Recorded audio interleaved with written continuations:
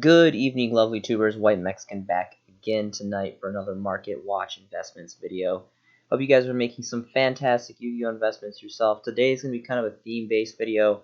I'm going to be reviewing a plethora of hand traps specifically, and we're just going to jump right into this because there's a whole bunch of stuff that I want to cover for you guys. So first is going to be the legendary infamous Goes Over and Snow Rabbit. This is Donnie from Cross Souls. Really amazing set.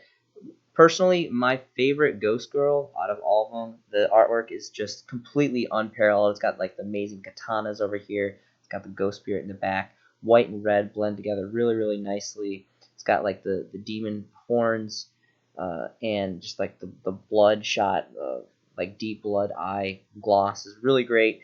Of course, there's an ultimate version, which is really nice too.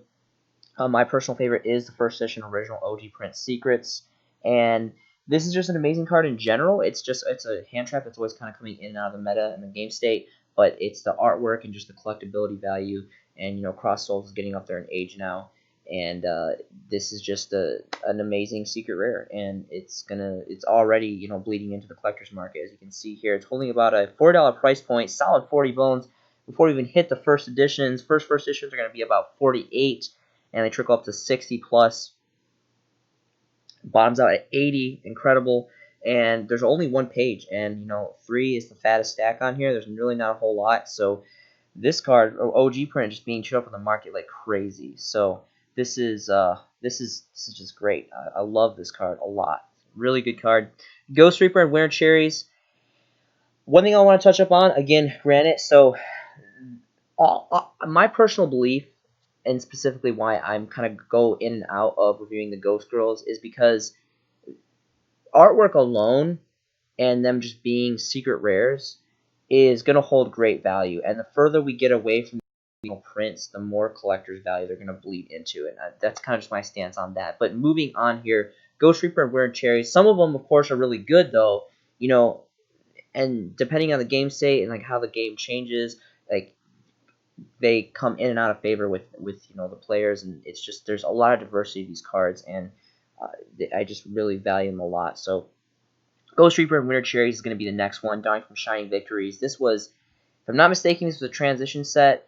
I don't remember if it was Breakers or Shadow or Shining Victories, where Konami switched up the ratios in the booster packs, and we started getting at least one super rare in every single booster pack.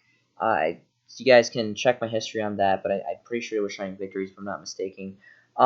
So really cool, because this was potentially, if I'm remembering correctly, it was a transition set. Again, old school secret rare Shining Victories. I think this came out in like 2016 or 2017 or something. It's not too terribly old, but also pretty up there in age as well. And this one is significantly cheaper, and there's definitely more on the market. There is 5 pages on the market. There's no first editions on the first page. Moving on over to the second page, we still don't have any first editions. My general rule of thumb is 5 bones for this. If you can get a lightly played or better first edition, that is what I genuinely pick up Winter Cherries for. That's my rule for this card.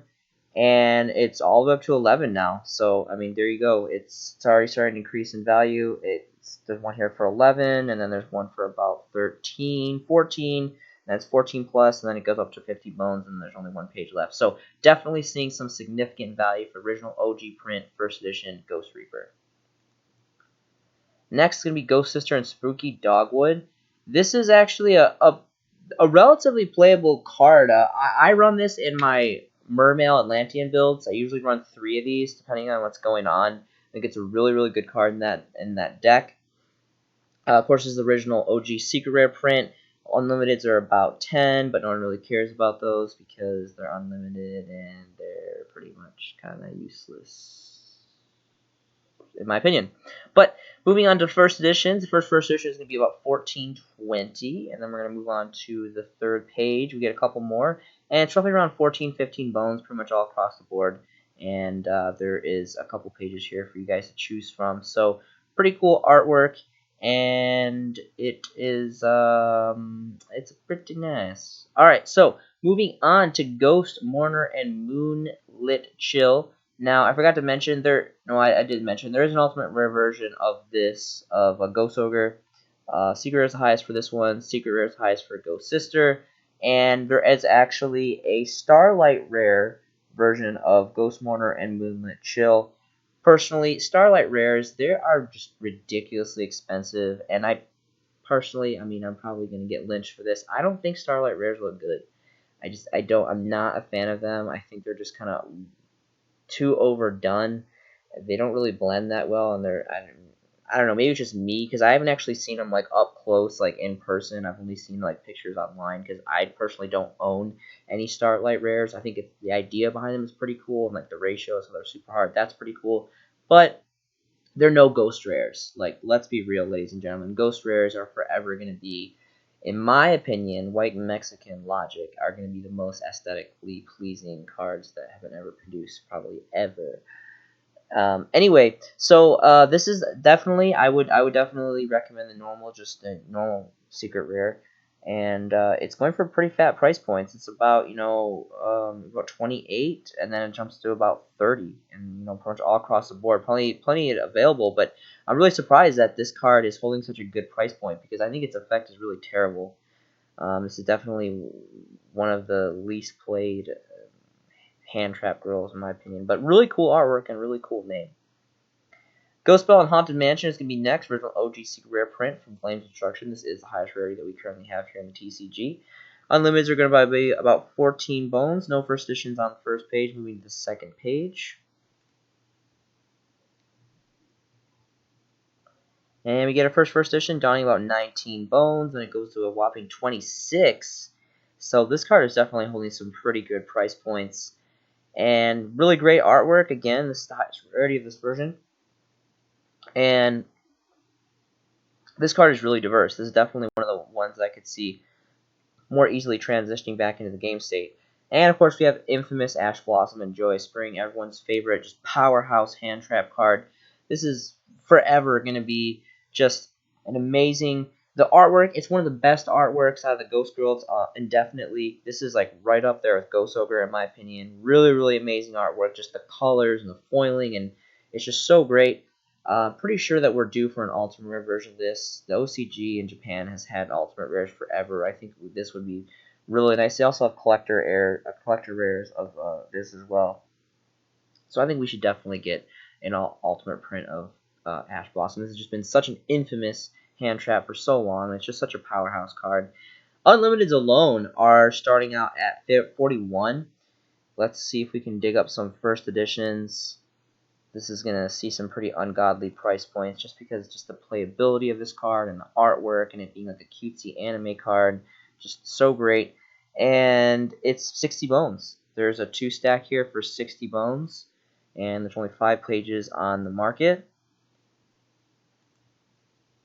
And after those first 2, it goes to 63, and then 63, 65, and just keeps on trickling up. So definitely, I mean, back in the day, I think it was hitting like 120, I think was like its max price point when Maximum Crisis first came out, if I'm not mistaken. This saw some pretty dumb numbers, like 90, 120, pretty crazy. But still, I mean, this is definitely at the time where it's well on its way and bleeding into the collector's market, and like rightfully so. Amazing artwork, high rarity, and powerhouse effect.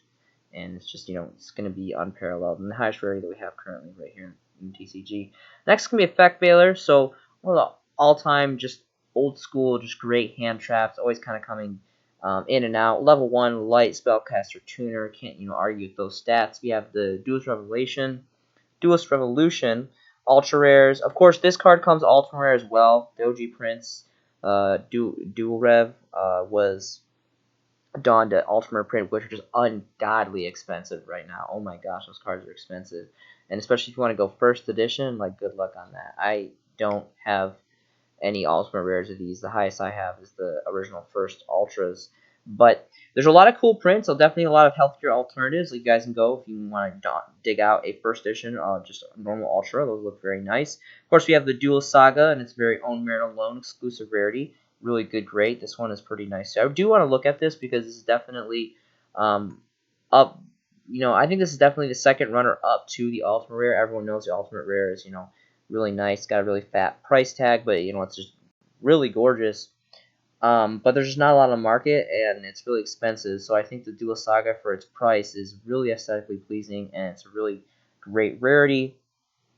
Duel Saga to this day is still the only set to have this very unique, special, ultra rare foiling. So that's pretty cool, and it's about 7 bones.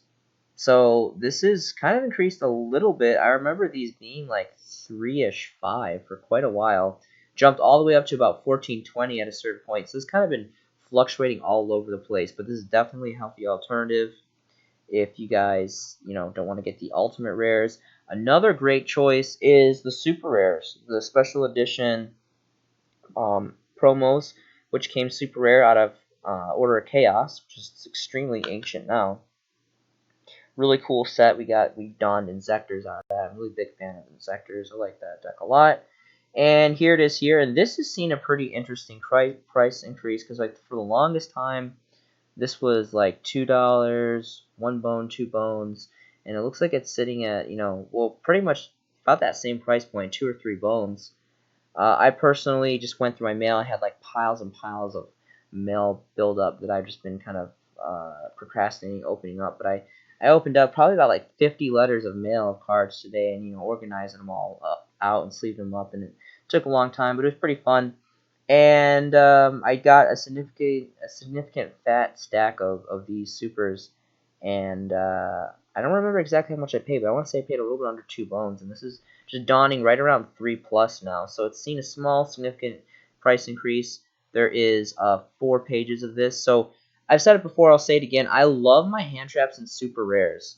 Like, I pretty much run my hand traps exclusively in super rare when I'm playing. Like, you'll never see me running around with a first edition secret rare maxi or a first edition Ash Blossom and Joyce Spring, secret rare OG print, because it's just dumb. Like, I just don't believe in that. I don't believe in.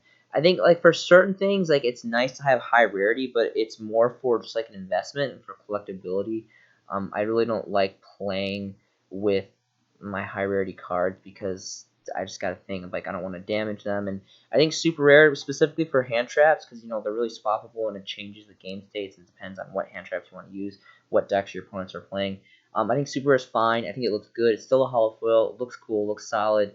It's still beautiful enough to play. And if it gets lightly played by dueling with your friends, playing in games, it's not a big deal because it's a super rare, and that's super rares play hard and they win hard. So my top picks would definitely be ultra rare if you have the cash for it, but that's going to be a fat stack out of your wallet, and then Duel Saga or Duel Revolution first editions exclusively, and then the super rares. Next is going to be Maxi, the most powerful and infamous hand trap card, if I'm so bold to say. I mean, I don't even care. I'm going to say it. This is the best hand card that Konami has ever manufactured. This is just literally blowout. Every angle that you look at this, of course, we have the ridiculously overpriced, amazing ultimate rare, which is, this looks nice. It looks very nice, but it's not worth $250. It's just not. Like, who is paying $250 for Ultimate Maxi? Not me. I would much rather have a first edition secret. This looks better to me. The Ultimate is too dark. It looks good, but there's just some cards that they just don't come out super good Ultimate. Like, it looks okay, but there's definitely other cards that just work better with the Ultimate foiling. I would much rather have the OG first edition secrets, which I do. I think I have like 9 or 6 of these first edition original print, and they're just amazing. This is forever my favorite hand trap card. Really cool artwork, completely just devastating effect. Stops your opponent in the tracks.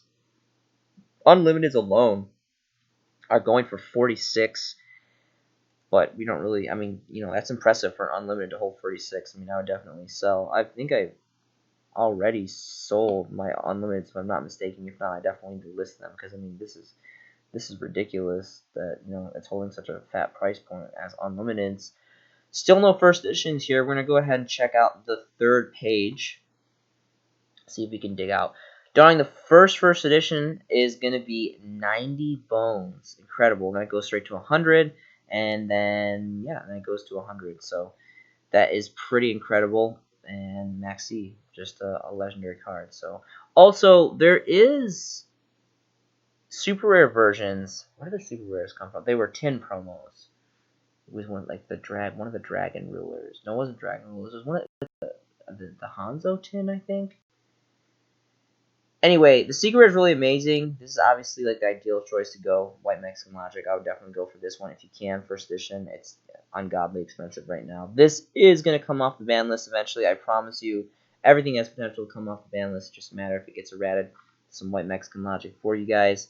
But the 2012 Collector's Tin Super Rares are pretty nice too. These are the ones I personally would play when this card gets unbanned.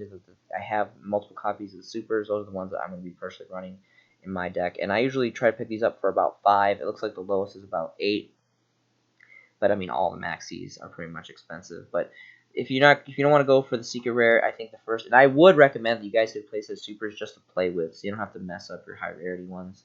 Next is going to be Skullmeister. This is kind of forgotten hand trap. I guess there was a common reprint in this structure deck, and then Code of Duelist Special Edition donned a super rare. Let's go ahead and look at the Star Strike Blast original OG. This has pretty cool artwork, and I used to have a couple of these original first edition. I sold them because they're going for some pretty crazy numbers. This card is overpriced for what it is. It's a really cool card. It's a dark level 4 Fiend, 1700. You know, it has pretty good stats, and the artwork is relatively cool. This guy looks kind of silly with his hair, but you know, the skulls are pretty badass. But I think it's too expensive for what it is. For what it does, it's just not it's not impactful enough. It's a good card, it's just not good enough for warranting, you know, a 17 plus to a 23 price point. I think that's just because it's Star Strike Blast. I think maybe that the set was just, I don't know what's with this set. It's just like, I don't know if it was like under manufactured or produced, or just there wasn't a lot of it made, or it's just the cards from this set are pretty relatively hard to get, especially on the higher end stuff. So I just wanted to showcase this because, you know, it's a known hand trap, but, you know, I think it's a little overpriced. Next is going to be Battle Fader. So people kind of forget about this. This is still definitely big in the hand trap scene. No one really runs this anymore. This card is super ancient. It has so many amazing rarities. This also does have an ultimate rare as well. I don't remember exactly how much it's going for. You guys can look it up. It's probably pretty pricey, probably about 40 plus or so. But there is a secret rare from Legendary Collections 5Ds. I love all Legendary Collection sets. I would definitely check out this. This is no stranger to having good cards. You have the original Ultra, and you have Dual Terminal 6, which I actually just reviewed this set. This is really cool alternative. It's really cheap too. It's about a bone. For the price, I think the DT commons would be the best way to go because for like they're really cheap and they're really nice. But honestly, my favorite obviously is going to be the ultimate rare. But right under the ultimate rare is going to be the secret rares, which are apparently either $2 or $6. Like what a fluctuation in price points here. But anyway, so DT secret rares, and then the Duelist Saga actually looks really nice too. But it's not going to outshine the secrets and the DTs. Next is going to be Gores Emissary of the Darkness. So this is kind of obscure, long begotten, forgotten hand trap. Back in the day, people would, this was like Mirror Force back in the day. People really had to kind of like replot their tactics about attacking their opponent directly and kind of figuring out, you know, if they had this in the hand. This used to be a very prevalent card. It is no longer. Almost no one plays this card anymore. I still think this is a really good card. I think it's really cool artwork, really cool effect, and it's just, you know, it's got really cool stats. That's a Dark Fiend, and I'm a huge Dark World player, so this isn't the best card in Dark World because there's a lot of hand manipulation in that deck, but this is a really cool card. And of course, it has a Ghost Gold series from Haunted Mine, which really quickly I just want to do a quick flash price on that because it's either 11 or it's 22, which is a really big price fluctuation. So I want to go ahead and verify that with you guys. The Secret Rares has a couple different Secret Rare versions, which look really cool too, which are very, very affordable, not expensive at all. This obviously being a Ghost Gold. Now, this is still a Ghost Rare card. This is Ghost Gold. It is a blend. And that alone, you know, there's not a lot. There's only four Ghost Golds. It's like this, Blue Eyes, MST, Mystical Space Typhoon, and Solemn Judgment. And that's it. Those are the only Ghost Golds that we have. and only from Gold Series Haunted Mine. It's the only set that had that. So on that merit alone, these are very, very unique, and they are worthy of being called ghosts. I wouldn't, I wouldn't pay much attention to anyone who considers these any less than ghost cards, because they are very much ghost cards, and their price point is warranting it, and it's starting to show, because these are just collector's cards. And Konami's never repeated this cycle that they did with Haunted Mine, and I think that's really cool. The first one's going to be about 18 bones, and it's pretty much like 18, 19 all across the board. There's only 4 pages left of this. This is actually, I think, the cheapest Ghost Gold. Blue Eyes is the most expensive, and then I think it goes Judgment, MST, and then Gores is the least expensive. So a little bit more attainable for you guys to get financially. There is also 2 Secret Rare prices. There's the Retro Pack 2 Secret Rare, which is really cool. And there is the Dark Legends Secret Rare promo, maybe it was. Anyway, 2 Secret Rare prints, both really, really cool. And that's pretty much it. I wouldn't really pay much attention to any of this stuff. It's either going to be whatever. Probably Retro Pack. Is Retro Pack, is this one really cheap? Is it $2 or is it $5? I mean, even $5 is pretty cheap. Because Retro Pack is such one of those obscure side sets that no one really talks about, and everyone kind of forgot about it. Like, went and died in a ditch somewhere in the dark, alone, quietly. Anyway, moving on. So yeah, Gores, good stuff. So 2 Secret Rares to choose from, or if you want to drop 20 bones, you can get yourself a nice Ghost Gold. Tragodia. This has an ultimate rare, which apparently is at almost $100 now. We're sitting about almost halfway to a stack, but really nice. This looks very good. The foiling in this artwork just came out really, really well, and yeah, I kind of regret not picking this up when it was around 40, 50 bones, because now it's almost 100 apparently. But with that being said, the Shonen Jump magazine promos are still really, really cheap. There's a lot in abundance, and it looks really, really good. Now, granted, I'm not a big fan of Ultra Rare, but I do make exceptions for Duelist Saga, for Shonen Jump promos, and original Gen 1, Dual Era Monsters, First Edition Ultras. But that's going to be pretty much, if you're not going to get the Ultimate, I would just hone in on the Jump Ultra. And the last time I checked this, there was some pretty good stacks. I personally invested relatively heavily in this card. This card has 3 effects.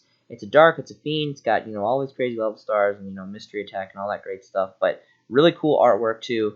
And it's got three effects. Like, do I need to even say more? Like, how many monsters have 3 effects? It's pretty legendary. It's like 2 bones. Pretty much 2 bones all across the board. Here's your 3 stack for about 3.5. And then there's only 3 pages left, and that's the only stack. So if you guys want to stack up, you're going to have to kind of dip into that. But yeah, Tragodia, really good card. Really great hand trap. Next is going to be DD Crow. Surprisingly enough, the DT is looking like, there is an Ultimate version. The original booster pack donned an Ultimate version of this, which is really, really nice. It's also really expensive too. So, you guys can go ahead and check that out if you want. DT is pretty incredible. Apparently, I don't know, it's saying it's 7, but then the market price is 15, so maybe it just recently got flooded. People started listing their cardboard on the market. I'm not really sure. I'm going to check it out here. This is just a common, but again, DT common, so it's not really common. It's got its own, foiling to it. That looks nice. It's about 8 bones. 8 bones pretty much all across the board, and then it jumps all the way up to about 10 plus, and then 13, and then there's 4 pages left of this. So really nice. It's kind of expensive for what it is. I mean, granted, DT's gone. Konami has discontinued DT, so eventually, I mean, even now, I think it's safe to say that DT has become, it's well on its way into bleeding into the collector's market. On its own merit alone, that's no longer being manufactured. And the foiling is just super cool. I'm a huge fan of DT. And, DT Crow is no stranger to that. You got a couple ultra rare versions, which I don't much care about. There's 2 super that I like a lot. The Raw Yellow Mega Pack and the Legendary Collection 2. These would probably be these are my ideal choices. I would actually run these. I would even run these especially because of the market increased price on the DT. I would much rather run the super rares. Either the this one or this one, because they're cheap. They're about 2 bones and they look nice. I would go for this one first because it's older. Always go for the older stuff first. Legendary Collection 2 came out right before Raw Yellow Mega Pack, so I'll try to go for this one too. But both of them are really great. Again, always get first edition.